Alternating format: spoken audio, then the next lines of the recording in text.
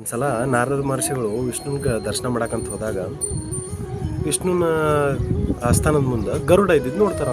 ಒಳಗೆ ಹೋಗಿ ವಿಷ್ಣುನ ಕೇಳಿದ್ರು, ಅಲ್ಲ ವಿಷ್ಣು, ನಾನು ನಿನ್ನ ಪರಮ ಭಕ್ತದನಿ, ನೀ ಯಾಕೆ ಗರುಡನ್ನ ಹೊರಗೆ ಬಾಗ್ಲಾಗ ಗರುಡನ್ನ ಯಾಕೆ ಏನಾಯ್ತು ಅಂತ ಕೇಳಿದ. ಅದಕ್ಕೆ ಅಷ್ಟೊತ್ತಿಗೆ ಕೇಳೋದಕ್ಕನ ಹೊರಗಡೆಯಿಂದ ಏನಾಗ್ತಿತ್ತು, ಒಂದು ಸೌಂಡ್ ಬರ್ತೈತಿ. ಅಷ್ಟೊತ್ತಿಗೆ ಇವನು ಹೇಳ್ತಾನೆ, ವಿಷ್ಣು ದೇವರ ಹೋಗಿ ಹೊರಗೇನೋ ಸೌಂಡ್ ಆಗೈತೆ ನೋಡಿ, ಏನಾಗೈತೆ ನೋಡ್ಕೊಂಬ ಅಂತ ಹೇಳ್ತಾನೆ. ಹಿಂಗೆ ಹೇಳಿದ ಕೂಡಲೇ ನಾರದ ಮಹರ್ಷಿಗಳು ಹೋಗ್ತಾರೋ, ಹೋಗಿ ನೋಡ್ತಾರೋ, ಇಲ್ಲ ಒಬ್ಬಕ್ಕೆ ಶಾರದಾ ಅನ್ನೋ ಮಹಿಳೆ ಹೊಂಟಿದ್ಲು, ಗಡಿಗೆ ಬಿದ್ದೈತಿ ಅಂತ ಹೇಳ ಮತ್ತೆ ಹೊರಗೆ ಹೋಗ್ತಾರೆ. ಅವಾಗ ಮತ್ತೆ ಒಳಗೆ ಹೋಗಿ ಹಿಂಗೆ ಹೇಳ್ರಂತ. ಮತ್ತು ನೆಕ್ಸ್ಟ್ ಬಂದ್ರಂತ, ಮಡಿಕೆ ಬಿದ್ದಾವು, ಎಷ್ಟು ಮಡಿಕೆ ಕೊಡೋದಾವು ಹೋದ್ರವ ಅಂತ ಕೇಳಿ ಮತ್ತೆ ಹೊರಗೆ ಹೋದ್ರಂತ. ಮತ್ತೆ ಎಷ್ಟೆಷ್ಟು ಬಿದ್ದಾವಂತ ಎನಿಸಿರಂತ. ಮತ್ತೆ ವಾಪಸ್ ಬಂದ್ರು. ಮತ್ತು ಇಷ್ಟೆಲ್ಲ ಹೊಡೋ ಏನಿತ್ತದ್ರಾಗ ಅಂತ ಕೇಳಿ, ಭಾಳ ಇರಿಟೇಟ್ ಆತಂದ. ಮತ್ತೆ ಹೊರಗೆ ಹೋದ್ರ. ಮತ್ತು ಹೊರಗೆ ಹೋಗಿ ಏನಿತ್ತು ಅಂತ ನೋಡ್ಕೊಂಬಂದ್ರೆ ಮತ್ತೆ ವಾಪಸ್ ಒಳಗೆ ಬಂದು, ಇಲ್ಲ ಇದ್ರೊಳಗೆ ಮಡಿಕೆ ಒಳಗೆ ಹಾಲಿತ್ತು ಅಂತಂದ್ರೆ. ಮತ್ತು ವಿಷ್ಣುವನ್ ಕೇಳಿದಂತ, ಹಾಲಿತ್ತು, ಹಂಗಾರೆ ಇನ್ನೂ ಎಷ್ಟು ಮಡಿಕೆ ಹಾಲು ಉಳ್ದೈತಿ, ಎಷ್ಟು ಮಡಿಕೆ ಹೊಡೆದಾವ ನೋಡ್ಕೊಂಬರೋದು.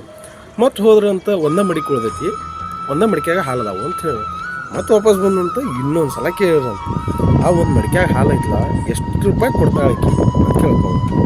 ಮತ್ತು ಹೋದಂತ ಕೇಳ್ಕೊಂಬಂದ ದಾಸರಂತ. ಅಷ್ಟೊತ್ತಿಗೆ ಗರುಡ ಬಂದ ಕೂಡಲೇ ವಿಷ್ಣು ದೇವ್ರು ಏನು ಹೇಳ್ತಾನೆ, ಗರುಡ ಹೊರಗೆ ಏನೋ ಸೌಂಡ್ ಆಗಿದೆ, ಹೋಗಿ ನೋಡ್ಕೊಂಬರೋದು. ಗರುಡ ಒಂದೇ ಸಲ ಹೋಗಿ ಹೊರಗೆ ಶಾರದಾನ ಒಂದು ಮಹಿಳೆ ಇತ್ತು, ಹಾಲು ತೊಗೊಂಡು ಹೊಂಟಿದ್ಲು. ಆಕೆ 10 ಮಡಿಕೆ ಇದ್ದು, ಅದ್ರೊಳಗೆ 9 ಹೊಡೆದಾವು, 1 ಉಳಿದೈತೆ, ಅದ್ರೊಳಗೆ ಹಾಲಿದ್ದು. ಆ ಮಡಿಕೆಗೆ 4 ರೂಪಾಯಿ ಎಲ್ಲ ಕ್ಲಿಯರಾಗಿ ಹೇಳಂತ. ಅವಾಗ ನಾರದ ಮಹರ್ಷಿಗಳಿಗೆ ಅರ್ಥ ಆಗ್ತದೆ, ನಾ ಏನು ಹಿಂಗೆ ಮಾಡೀನಿ, ಗರುಡ ಏನು ಮಾಡಿದ ಅಂತ ಅವಾಗ ಆಗ್ತದೆ. ಅಂದ್ರೆ ಲೈಫ್ನಾಗ ನಾವು ಬೆಳಿಬೇಕಂದ್ರೆ ನಮ್ಮ ಮುಂದಿದ್ದವರು, ನಾವು ಯಾರ ಜೊತೆ ಇರ್ತೀವಲ್ಲ ಅವ್ರಿಗೆ ಏನು ಬೇಕು ಅನ್ನೋದು ಅವ್ರು ಹೇಳೋದನ್ನ ಫಸ್ಟ್ ನಾವು ಅರ್ಥ ಮಾಡ್ಕೊಂಬಿಡೋದು. ಅಂದಾಗ ನಾವು ಬೆಳೆಯೋಕ್ಕೆ ಸಾಧ್ಯ. ಈಗ ನಾರದ ಮಹರ್ಷಿ ಹೇಳ್ದಂಗೆ ನಾವು ಒಂದೇ ಹೇಳಿದ್ದನ್ನು ಮಾಡಿದ್ರೆ ನಾವು ಯಾವತ್ತೂ ಬೆಳೆಯೋಕ್ಕೆ ಸಾಧ್ಯ ಇಲ್ಲ.